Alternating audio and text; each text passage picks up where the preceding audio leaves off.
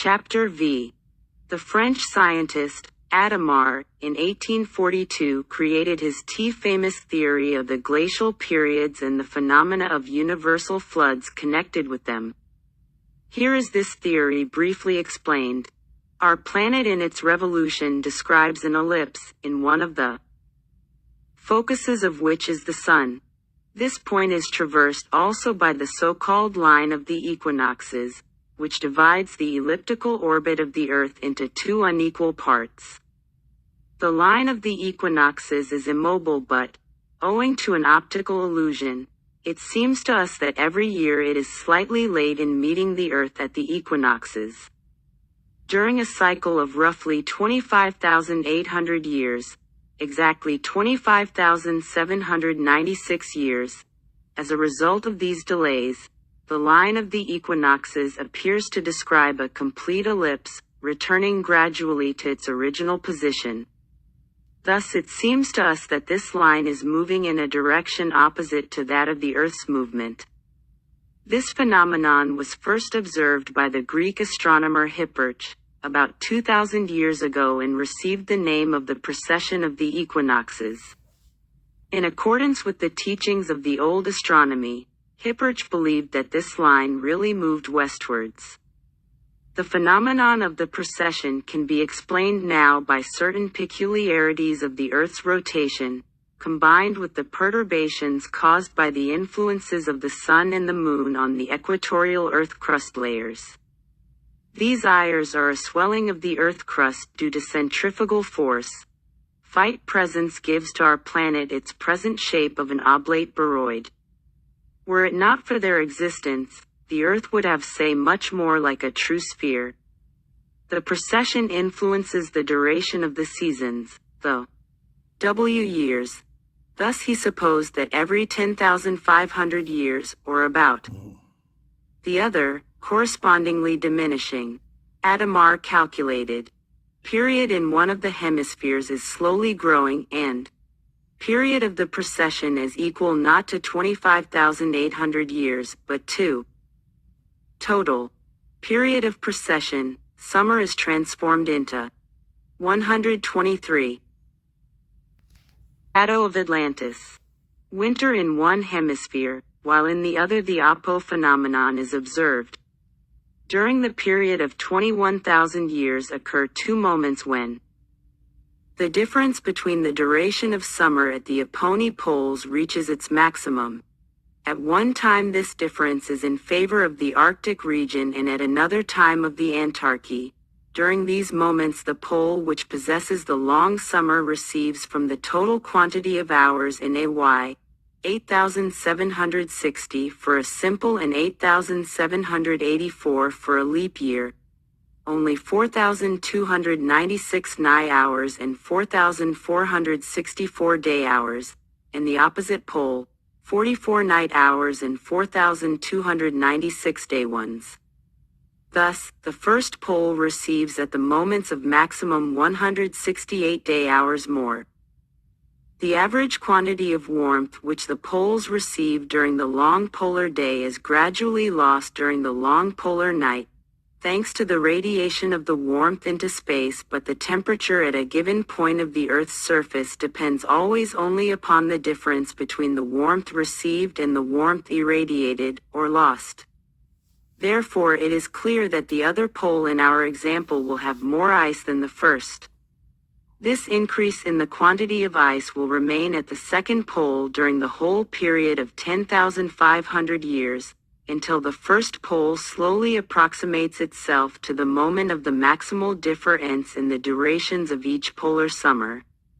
Thus the second pole accumulates every year more and more ice until finally this accumulation, according to Adamar, provokes a displacement of the center of gravity of the Earth. As a matter of fact, as long as the icebergs are floating in the polar seas, their weight does not affect the position of the Earth's center of gravity, because according to the law of Archimedes, they displace a quantity water equal to their own weight. But, when the icebergs have increased in their volume, begin to touch the sea bottom, the situation totally changes. From this moment the center of gravity of the planet begins to move towards the region of the ice conglomeration. Then the waters of the oceans, obeying the force of gravity, gradually move in that direction. At the same time, the ice on the opposite pole begins to melt and the resulting waters rush towards the other already overloaded pole. If this happens, a violent inundation of one hemisphere will be unavoidable. The stretch of some thousands of years, previous to such a cataclysm, is a glacial period because the ice-created pole will also begin to creep slowly in the ale of that already melted. Thus, according to Atomars of the glacial periods, followed by universal floods, occur 10 to 11,000 years and last at least 2 to 3,000 years. The existence everywhere on the Earth's surface of so-called radic stones and moraines is an excellent proof in favor of this theory of glacial periods. During such periods, the ice glaciers, moving towards one of the poles, dragged with them stones and sometimes great rocks. As the glaciers' asses, or were moving along, they pounded these rocks into pieces of various size and polished their surfaces by rubbing them against the soil. Later on, when the glaciers melted under the hot rays of the sun, these rocks and stones remained in the very places where the ice had been melted. Thus these erratic stones are mute witnesses of the tremendous processes which once operated on our planet. If the stones had been encrusted in the base of the glacier, they formed after its disappearance a sort of border, which is called a moraine. The geologist Elie de Beaumont thinks that the presence of these serrated stones in moraines is a proof that not long ago giant glaciers were moving southwards on our planet. At present we are witnessing the approach of a new glacial period, but this time the glaciers will move northwards. Since 1248 the northern hemisphere has been growing steadily colder. The culminant year will be 11,748, but the scientists Professor L. von Post affirm that the new glacial period in Europe will begin after 3 to 6 millenniums. The culminant year for the preceding glacial period was 9252 BC. This date is very near to Plato's for the Atlantis catastrophe and to that calculated by 2. Muller and A. Poznański for the ruin of Tiwanaku. It is likely that the preceding glacial periods destroyed several prehistoric cultures. We should always remember the scantiness found that mankind is much older than had been previously of our historic science. Recently many proofs have been believed.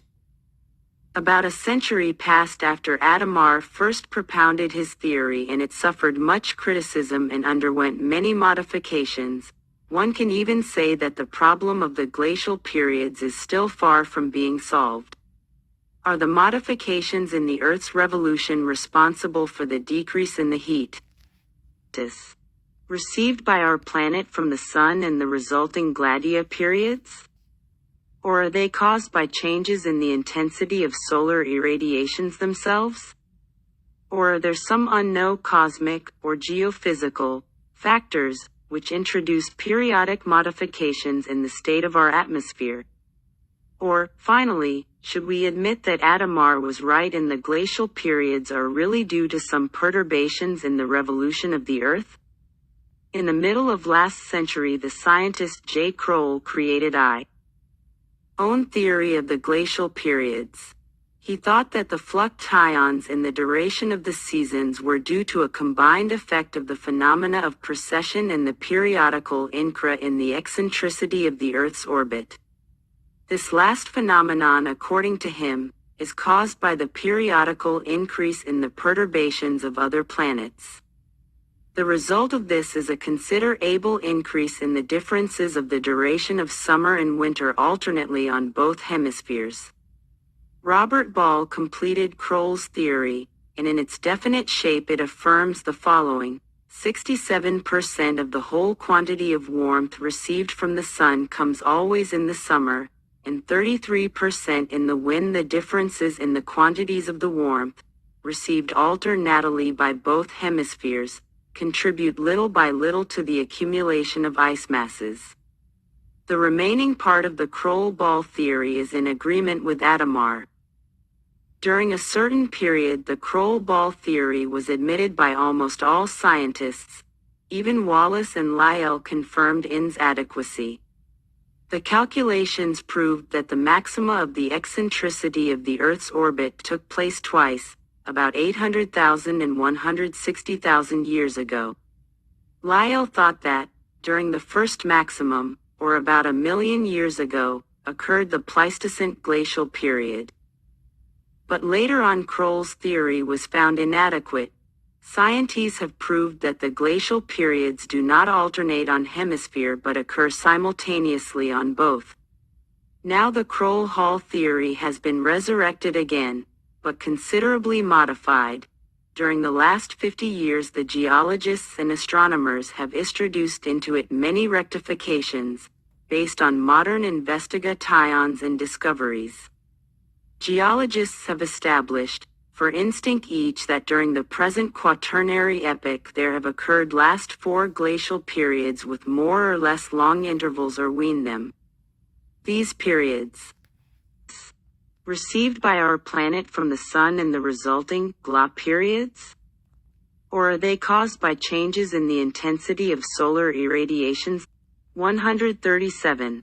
About 600,000 years in all, and astronomical calculations have valiantly justified this assertion. Recently the same calculations have been employed in order to establish the chronology of the Quaternary epoch in relation to the process of the evolution of animals and mankind.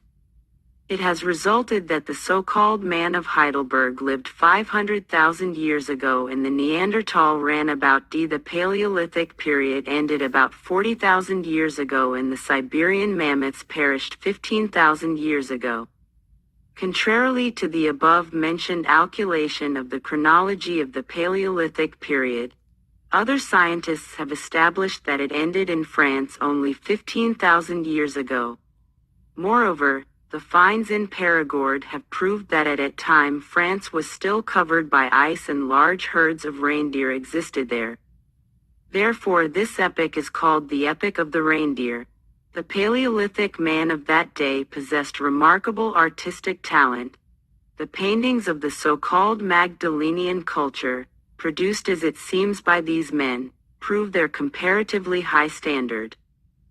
The scientist Moreau, who at the same time is also a representative of the Roman Catholic Church, considers that the Greeks received the legend of the Great Flood from the Egyptians, Jews, and Chaldeans, who in their turn adopted it from much more ancient sources.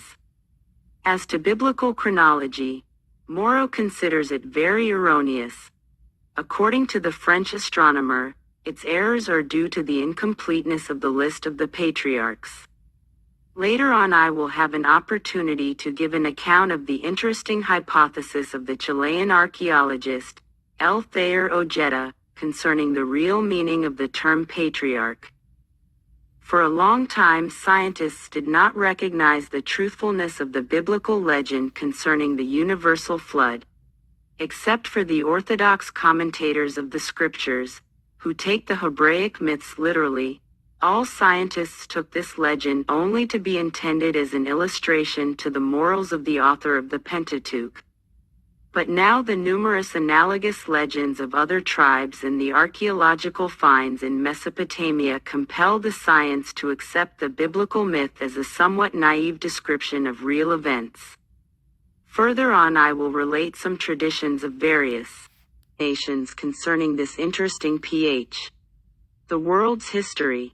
The Assyriologist George Smith, studying in 1872 the cuneiform texts from the library of the king Ashurbanipal found in the ruins of Nineveh, became interested in the myth Gilgamesh. This hero of the Chaldeans plays in the Sume's Babylonian epic approximately the same role as Hercules is the Greek myth. The texts found by Smith contain a description of the world flood that is almost identical with the Bible account. Later on archaeologists, investigating the ruins of Nippur, found a more ancient Sumerian version of the world creation and the universal flood. It also resembles the Biblia text. In addition, we have a version by Baraz, the Babylonian priest of the god Marduk. This priest, who lived in the 13th century BC, wrote a Babylonian history, but we know only some quotations from it made by other ancient authors.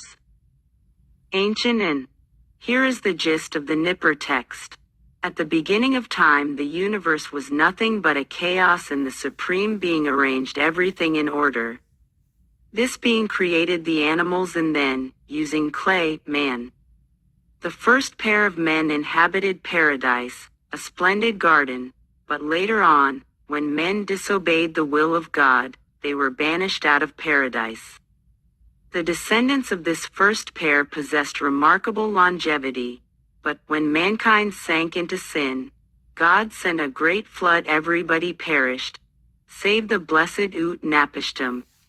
The god Enki, loving him, warned Ut-Napishtim beforehand of the coming calamity and advised him to build a large ship and to embark on it with all his family, taking along a pair of each animal species and supplies sufficient to begin a new life after the calamity. The Enki's prediction was faithfully fulfilled. Flood began and lasted 6 days and 6 nights. During the inundation occurred such tremendous storms and such a deep darkness reigned that the gods themselves were afraid. Finally the elements calmed down and the son Napishtim looked out of his ark. He saw that everything Earth's surface had been transformed into mud. The ship of Ut-Napishtim stopped at the mountain of Nazir. Another version appeared. When you spells it Nistir, and the blessed man began to let loose the birds in order to know if there were already pieces of dry land. And on the first he let loose a pigeon and a swallow, but both returned to the 129 ark. When Ut-Napishtim let loose a raven, the latter did not end, and thus the blessed man realized that the flood was over. The Nineveh version is almost identical with the Nippur. The most important difference is that, while the first version asserts that the animals were created after man, the Nippur story claims the contrary. The myth of Gilgamesh in the Nineveh version tells the story of the flood in this way.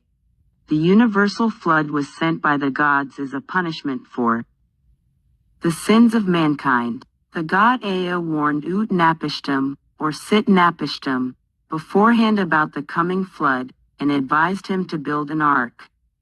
Further, the text describes the terrific consequences of the flood and the panic which overcame even the gods. The goddess Ishtar, for instance, repented that she had given her consent to such a calamity. Another Babylonian deity whose activity was also connected with the flood was the god of storms, thunder, lightning, and rain, Adad, or Raman, called in the Bible Rimmon. He announced the flood by a sinister darkness throughout the world and by a waterspour so that it reached the sky. According to the Nineveh version, the flood lasted 7 days and 7 nights. At the end of the inundation, Ut-Napishtim and his wife were transformed into gods and inhabited the mouth of the rivers. This term probably signifies the actual region of Shat el-Arab. The priest Baraz tells us that the flood occurred during the reign of Xisuthros, the 10th king of Babylon. As to the rest of the account of Baraz, it resembles both preceding ones except for one important detail. Baraz says that the ark stopped on the mountains of Cartari, which word signifies the barrier of the mountains of paradise. This term, if applied to the Gurney region, where the Mesopotamian paradise was supposed to have been located, is senseless because not a single mountain exists there. To give sense to the term, Cartari, we must seek the origin of the legend somewhere else. The words of the myths concerning the transformation of everything into mud are also worthy of attention. As a matter of fact, the flood left very much slime in Mesopotamia. The Oxford expedition, working among the ruins of Ut, discovered under several cultural layers of the Sumerian epic mighty clay layers with numerous remains of freshwater fish, but without a trace of human activity. Under these layers appeared again a shadow of Atlantis Cultural One, and the archaeologists realized that this last culture had absolutely nothing to do with the late Sumerian and gave the name of pre-Sumerian. Thus the excavations demonstrated that in the epic of pre-Summers the Great Flood occurred, and the expression of the myth "everything has been transformed into mud" corresponds perfectly to a reality of those times. This flood occurred about 7500 BC, and thus the date given in the Bible, 3852 BC, must be considered erroneous. The thickness of the clay layers proves that the flood lasted probably several centuries. The similarity of the story told in the Sumerian texts concerning the Great Flood to the biblical story is evident. Moreover, the recent discoveries in Ras Shamra, ancient Phoenicia, have furnished us with the Phoenician version of the same legend, which is also similar to the Hebraic. Certainly at the time of Noah, Gilgamesh, and other heroes, the waters did not cover the entire surface of the globe, and it would be impossible for them to have reached the summits of the highest mountains in accordance with the book of Genesis. One scientist has calculated that in such an event the earth crust could not support the weight of a water layer 6 miles thick, and, moreover, it would be impossible for such a quantity of water to disappear after the flood. As a matter of fact, where could this water layer have run after the appeasing of Jehovah's wrath? The opinion of geologists is that universal floods never occurred, and such events always had only a local character. Generally speaking, there are numerous hypotheses concerning the causes of the famous Mesopotamian cataclysm, but it is interesting to note that the scientist Fraser, for instance, is of the opinion that it occurred as a consequence of some cosmic phenomenon and was not of earthly origin. I think that the main question before us is that of the contemporaneity of several floods concerning which mankind has retained a more or less vivid recollection. If we demonstrate that the great floods of the Celtic, Asiatic, and American tribes occurred at the same time as the biblical flood, the flood of Pharonius and Deucalion, the calamity caused by Phaethon and Typhon, and the cataclysm mentioned by the Codex Popul Vuh, i.e. about 7000–9000 BC, we prepare a ground for the hypothesis that all these catastrophes were connected with that of Atlantis. We are led to this con. 131. On also by some particularities in various analogous descriptions. Different traditions mention the darkness which whined upon the earth during the flood. Others indicate the volcanic and seismic activity which was developed by subterranean aces during the universal deluge. Still others affirm that one half of the earth's surface was burnt and that some terrific signs appeared in the sky. I dedicate the next chapter of my work to a brief resume of these traditions. But it is also possible that vague recollections of the so-called pluvial, post-glacial period are at the bottom of all these food legends. If this hypothesis is true, we must deduce that before the last glacial period mankind was cultured enough to preserve, at least in a mythical shape, a record of such an extended and terrible calamity. The book of Genesis, e.g., tells ch. 6 had after the creation of the world, but before the creation of men, water vapors rose from the surface of the earth and moistened it. Is not this an allusion to the pluvial or post-glacial period? It is a remarkable fact that almost all ancient tribes possess more or less similar traditions concerning the Great Flood. The ancient Greek legend tells us about the terrible inundation which occurred during the reign of Pharonius, the king of the Pelasga of Argos, and about Deucalion and his wife Pyrrha. The Celtic legend concerning the flood mentions the hero Dwipa, the Persian, Yima, the Hindu, Waiwasata, etc. We find allusions to the flood in the Scandinavian Edda, in the Hindu poems of the Rig Veda, the Mahabharata, in the books of Hari Purana, and in the Part 3 of the Book of Manu. The French writer, Fabre d'Olivet, believed that the yearly so-called Feast of the Lanterns in Japan represents nothing else than a recollection of that frantic catastrophe. Only some of the African and Polynesian tribes do not preserve any memory of the Great Flood. The American Indians possess numerous and various legends concerning this prehistoric calamity, and the heroes who played preponderant role during that time. Thus, for instance, the Mayas tell about the epic of the inundation of forests, when millions of men perished, and about an unknown calamity. This is described in the book of Chilam Balam from Chumayel. Atlantis. The Paraguayan and Brazilian Guaranis possess a cycle of legend concerning their national hero Tamanduer who, with family, were the only survivors spared by the catastrophe which destroyed the city of shining roofs. The Mexicans that only the hero Nala and his wife Nina survived the Gray Flood. The Patagonians tell a similar story about their Hizuka, the Canadian Indians about Manabosho, the Dalawa about Pawaco. The Colombian Chibchas possess a very enterring myth concerning Bochica.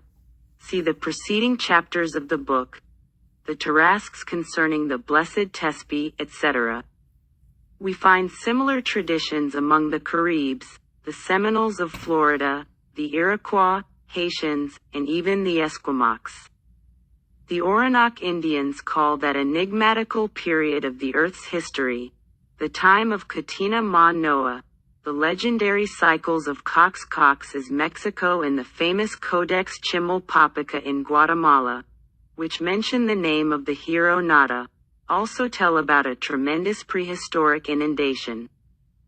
The 5th chapter of the Mayan Codex, the Book of Chilan Balam from Chumayel, relates the history of a tremendous cataclysm through which the forefathers of the Mayas lived.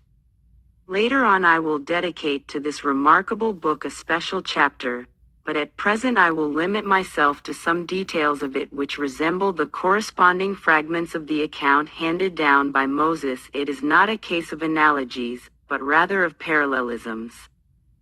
The Mayan Codex tells in this chapter of a certain terrific cataclysm which occurred at the epoch when the forefathers of their nation inhabited, evidently, some unknown maritime country. The book affirms, in somewhat esoteric language, that this calamity was sent by the gods and especially by a certain god who, according to the Mayan mythology, rules the eastern part of the subterranean world. I consider this an indication of the seismic character of the catastrophe, and also an indication of the location of the fatherland of the Mayas. Evidently, somewhere east from the present abode of this nation, the book describes the calamity which overtook the forefathers of the Mayas in language which sometimes resembles by its epoch was situated. Simplicity and solemnity. The style of the book of Genesis. Only an insignificant fraction of the former population of that unknown country could have been spared, emigrating westwards, probably to Yucatan. The catastrophe, as far as we can. 133. W.G. Nyes and decipher the esoteric language of the Codex, consisted of earthquakes, inundations, volcanic eruptions, and the sinking of the firm land. The great waters submerged the country during the catastrophe, but when it was over, a rainbow shone in the sky, as a sign of the destruction below. This fragment of the Codex reminds one of the words of the book of Genesis, where it is stated that the rainbow shone at the end of the flood as a sign that Jehovah promised not to send any more such calamities. Then, at the end of a series of calamities, there arose out the waters 3 trees, black, white, and yellow, and a bird sat on each tree. The color of each bird corresponded to the color of the tree it occupied. The Great Mother Seba, a Mayan symbol for mankind, addressed a prayer to the Almighty, asking him not, in future, to inflict such terrific catastrophes upon her children, i.e. men. Such, in brief, is the Mayan myth. Comparing it with the corresponding fragments of the Hebraic and Sumero-Babylonian legends concerning the Great Flood, we perceive immediately some resemblances. The rainbow shone at the end of both cataclysms, but in the Hebraic version it was a symbolical sign of the end of Jehovah's wrath, while in the Mayan version it shone as a sign of the destruction below. But both versions ascribe to the rainbow a symbolical significance. Noah and Utnapishtim at the end of the flood released a white bird, a pigeon, and a black one, a raven. At the end of the Mayan catastrophe, white, black, and yellow birds appeared from nowhere and sat on trees of corresponding colors. Jehovah promised to Noah that such a calamity would never be repeated. In the Mayan myth, mankind begged for the same promise from the Supreme Being. Such parallelisms in the versions of such widely separated nations concerning the same calamity lead us to deduce a common source for at least three of these legends.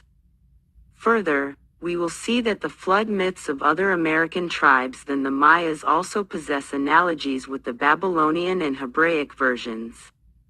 On the whole, there are a great many salient analogies between the Book of Genesis and the folklore of the American tribes concerning world creation, paradise, the first men, etc., but I shall leave a detailed study of them for a later chapter. At the moment I must limit myself to myths which w immediate interest to our present inquiry. Among these myths, the legend of the Tarasques about the Great Flood is particularly interesting. This Central American tribe of Indians believes that God is unique. Not only are there no other deities, but their very existence is an impossibility. God created the first pair of humans out of clay. But very soon, when men multiplied and sank in sin, God punished them by the universal flood. Everybody, save the blessed priest Tespi and his family, perished in the Gree waters which submerged the earth. Tespi and his family we saved because he built beforehand a large boat. He placed therein all his family, a pair of each kind of animal and the seeds of all plants. When the flood began to decrease, Tespi sent a raven, Urubu, in order to find out if there was yet any dry land, but the Urubu was attracted by the numberless corpses floating upon the waters, and his greed prevented his return to the boar of Tespi. Then the blessed priest of the unique God tried other birds one after another, but none of them returned, save the line hummingbird, which brought back to the boat a small green leaf, and Tespi understood then that the flood was over. This remarkable legend of the Tarasques is taken from the book of the writer Herrera, Décadas, Part 2, Chapter 10, and is almost identical with the Hebraic version.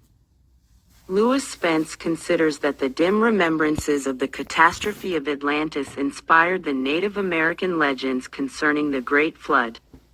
All such traditions always center around a hero or a savior, whose name often resembles the name of the biblical Noah. It is enough to mention the Mexican Nala and the Guatemalan Nada. The presence of this legendary hero in almost every myth gives us ground for the supposition that at some time during certain difficult circumstances, a remarkable man arose among prehistoric mankind and by his activities contributed to the saving of many of his fellow men. Later on, legend and myth surrounded the name of this unknown hero with a poetic aureole, and his deeds formed a cycle of epic editions. I will cite some other legends of the American and Asiatic tribes.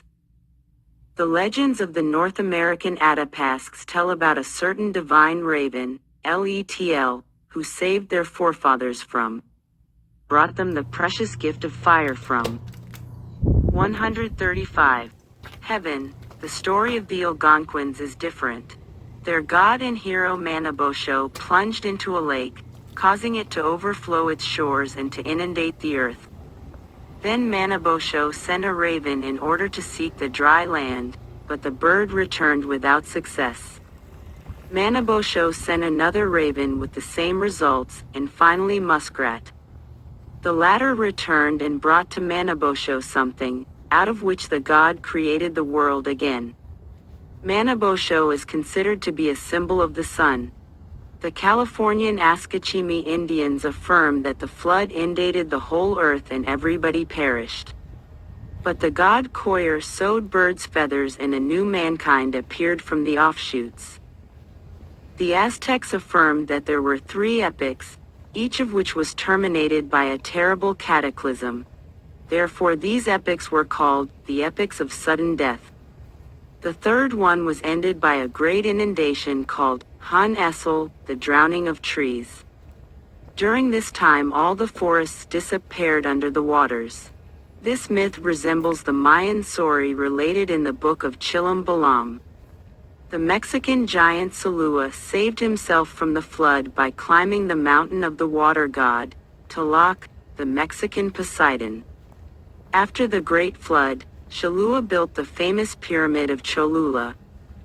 The Quiche Indians believed that before the flood there were in existence only artificial wooden men, a kind of mannequin, which were created by the gods for their amusement. They were destroyed by the flood and later on the gods created mankind. The Indians of Costa Rica tell us that the god Nankamala created the earth and the waters, but forgot to create the minerals, and darkness reigned throughout the world until the period of water, named Rutby, gave birth to the sun and moon. Then men were created, but their behavior provoked the anger Nankamala and he sent a flood. Everything was to be destroyed, but the good god Nubu kept the seeds of men. When the flood was over, Nubu sowed these seeds. From their mature offshoots originated men, and from the unripe ones. Anquis, the Indians of the Caribbean islands, now extinct, had a myth. The Shadow of Atlantis. Concerning the great flood, which resembles that of the Ati, the hero of the Carib legend measured the depths of the W by throwing into them the seeds of a certain tree.